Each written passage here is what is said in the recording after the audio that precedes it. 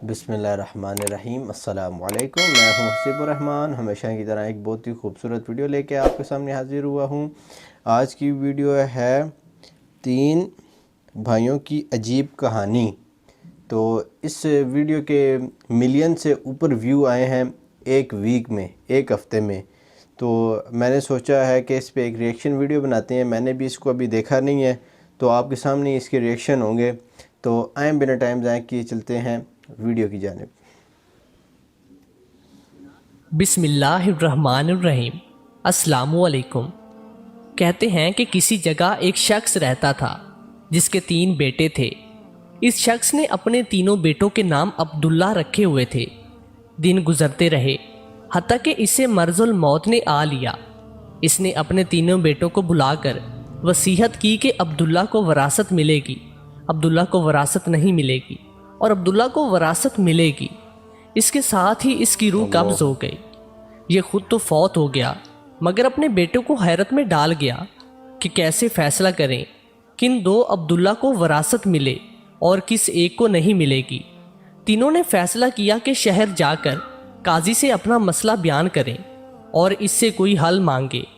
तीनों अपने ज़ाद राह के साथ शहर के लिए आज़म सफ़र हुए।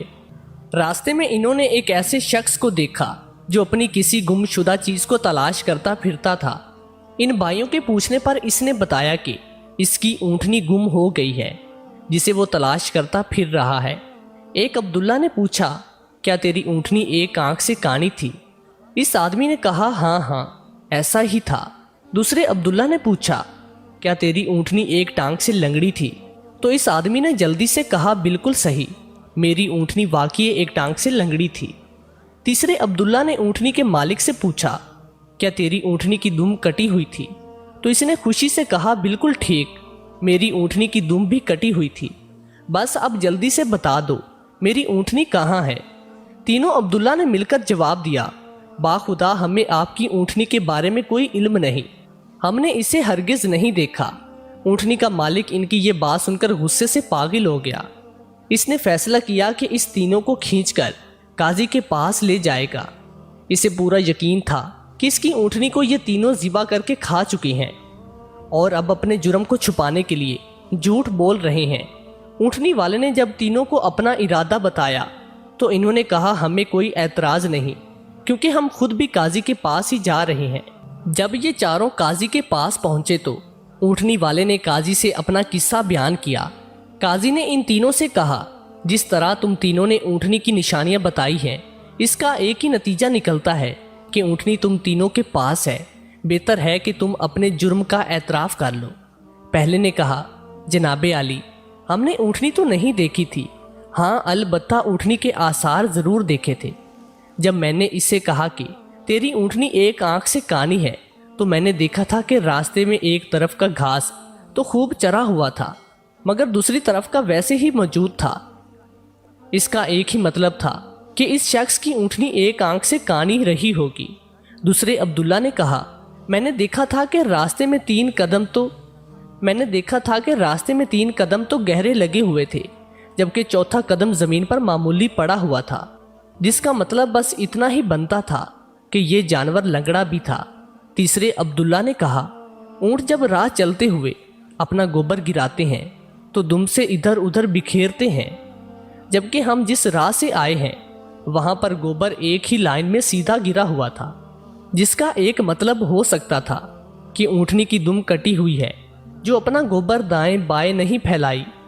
काजी ने बगैर किसी देर के उस आदमी की तरफ देखा और कहा, तुम जा सकते हो, तुम्हारी ऊँटनी इन लोगों के पास नहीं है और ना ही इन्होंने उसे देखा है।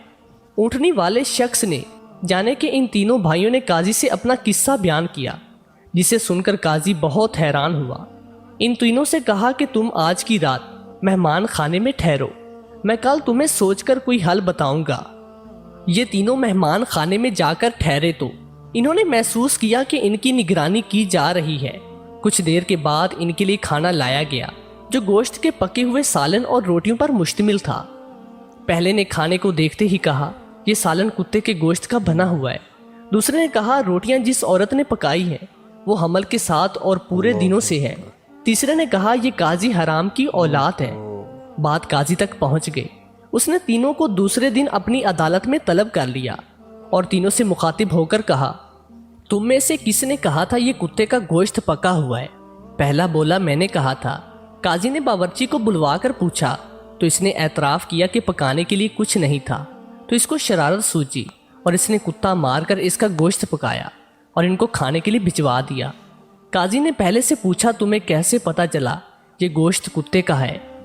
तो इसने बताया, गाय, बकरी या ऊँट के गोश्त के नीचे चर्बी लगी होती है, जबकि ये सारा चर्बी नुमा था जिसके नीचे कहीं कहीं गोश्त लगा हुआ था।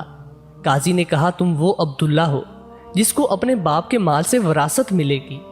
काजी ने दोबारा उनसे मुखातिब होकर पूछा, किसने कहा कि ये रोटियां ऐसी औरत ने बनाई हैं जो 9 माह के हमल के साथ और अपने पूरे दिनों से है? जवाब में दूसरे ने कहा, मैं हूं जिसने ये कहा था। काजी ने पूछा, तुम्हें क्यों कर ये लगा?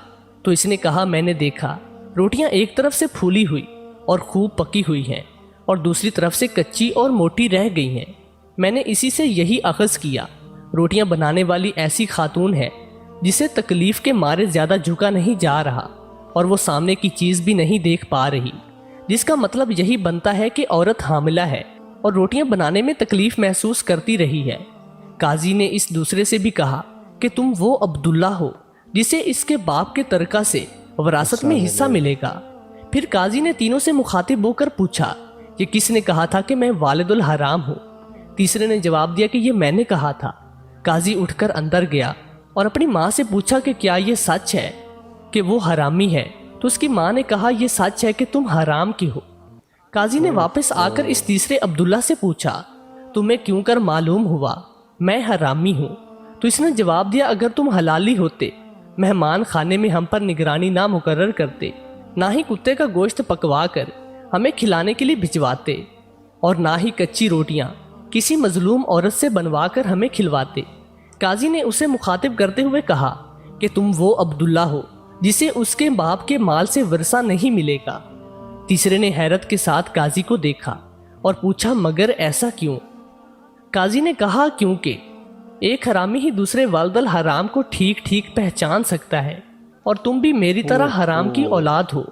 वरासत पाने वाले दोनों अब्दुल्ला अपनी माँ की तरफ लौटे कि हमारे तीसरे भाई का क्या माजरा है। तो इनकी माँ ने कहा, तुम्हारा बाप एक बार सुबह की नमाज पढ़ने मस्जिद गया तो उसे दरवाजे पर रखा हुआ पाया था। इसे घर लाया, इसका नाम भी तुम दोनों जैसा अब्दुल्ला रखा और इसकी परवरिश की। जी तो ऐसी होती हैं अरबों की हकायतें जिनमें हिकमत के दर्स भी होते हैं। बेशक। तो देखा कि आप सब ने तीनों भाइयों का नाम अब्दुल्ला और कैसा वाक़या था। तो फर्स्ट टाइम मैंने सुना, बहुत ही एक अजीब वाक़या। इससे हम अगर बहुत कुछ सीखना चाहें तो वो भी सीख सकते हैं।